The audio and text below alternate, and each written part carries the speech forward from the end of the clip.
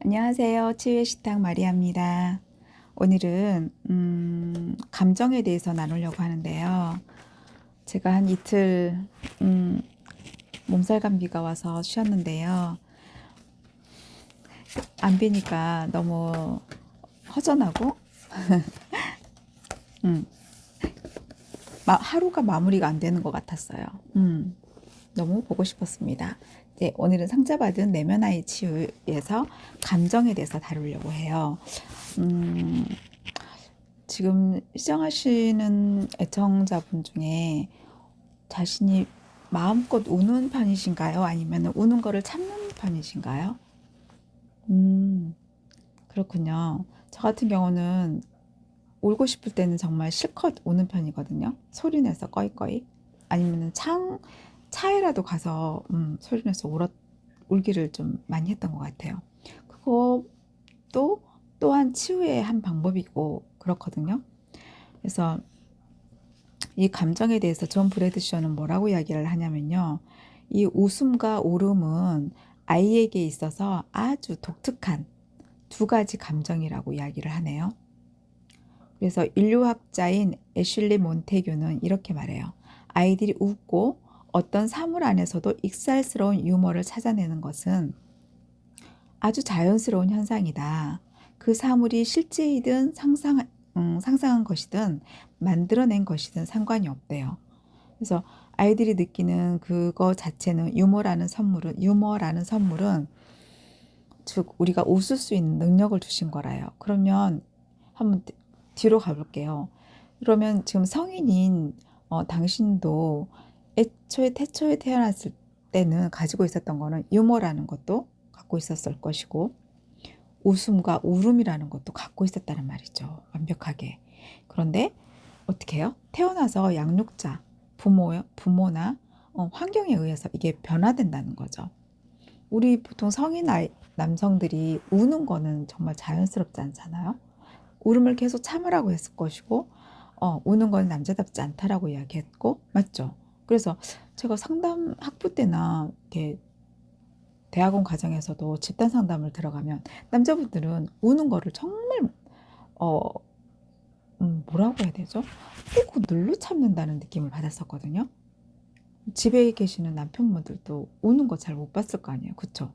이제 좀 한 50대 중반 되면은 호르몬의 변화가 와가지고 드라마를 보면서 우는 경우는 있지만 평상시에는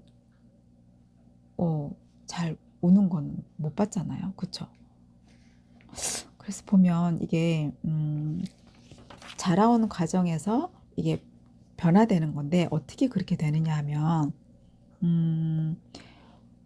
부모 자신 속에 상처받은 내면 아이가 웃음을 억눌려 버렸던 적이 있다면 자신의 자녀에게도 똑같은 방식으로 대한대요.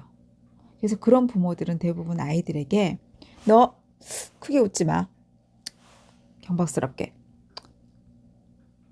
너 거기서 그렇게 시끄럽게 굴지 마라. 어? 제멋대로 굴지 마라. 이제 충분히 놀았잖아. 이렇게 이야기한대요.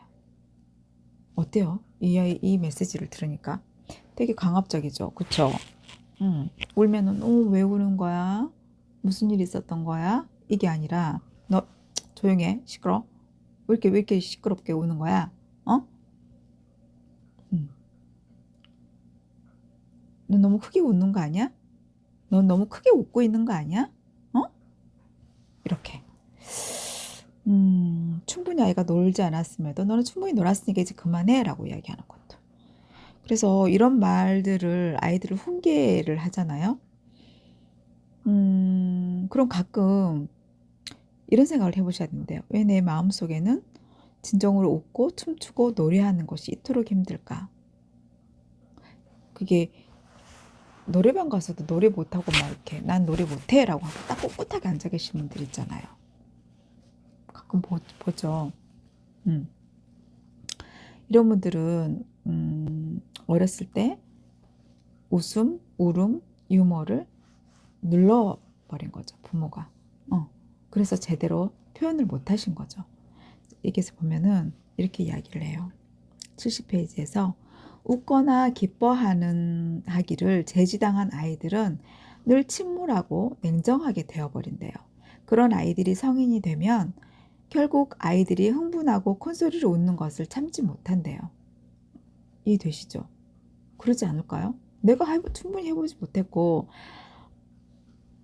그걸 제지당했던 건데 그걸 본다는 거는 너그럽게 봐줄 수 있다라는 거는 있을 수 없는 일이잖아요. 그쵸?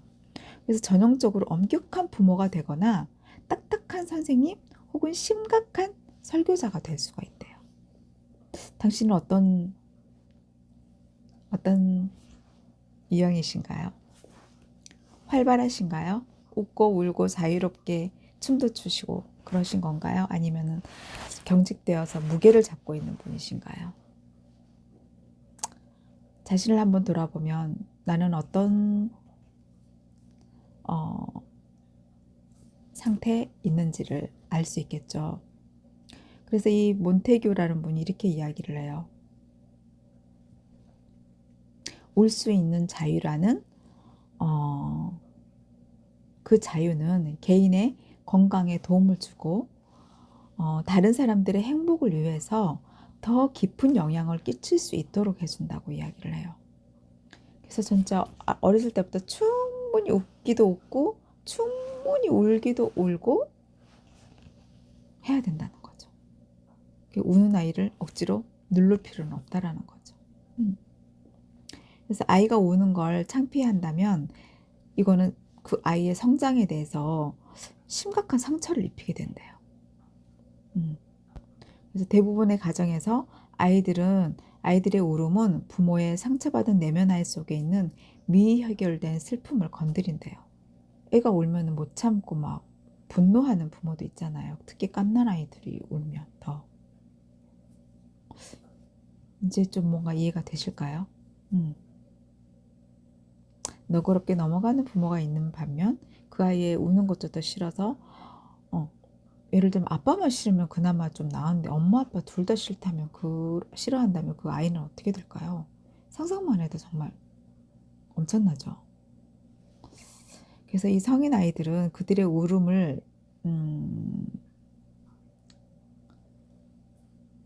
발달당했었다라는 거를 기억하셔야 돼요. 내가 내 아이의 울음이 너무 듣기 싫어.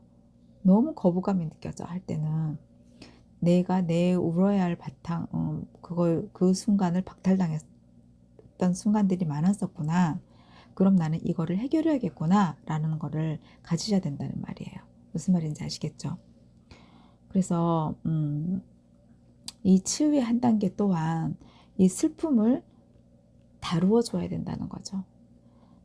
당신이 느꼈던 슬픔이 무엇이었는지, 그건 어디서부터 온 건지, 그거를 충분히 다뤄줘야만이 당신이 건강한 당신 자아로 되돌아올 수 있는 또 하나의 통로라는 것을 꼭 기억을 하시고요. 당신의 감정 상태를 한번 살펴보시는 것이 당신을 위한 선택일 수 있다는 것을 기억해 주셨으면 좋겠어요. 그래서 나는 웃을 때, 울을 때, 유머스러울 때, 춤출 때 어떤 감정이지? 어떤 내 몸 상태지를 기억을 해주셨으면 좋겠어요. 술 먹었을 때 흥이 나는 게 아니라 평상시에 나는 어떻게 내 몸이 자유로운지 묵직한지를 한번 들여다보시는 시간이 됐으면 좋겠어요. 오늘도 치유의 식당 마리아가 당신의 감정에 대해서 한번 살펴보았고요. 내일은 쾌활함에 대해서 한번 살펴보도록 할게요. 네, 수고하세요.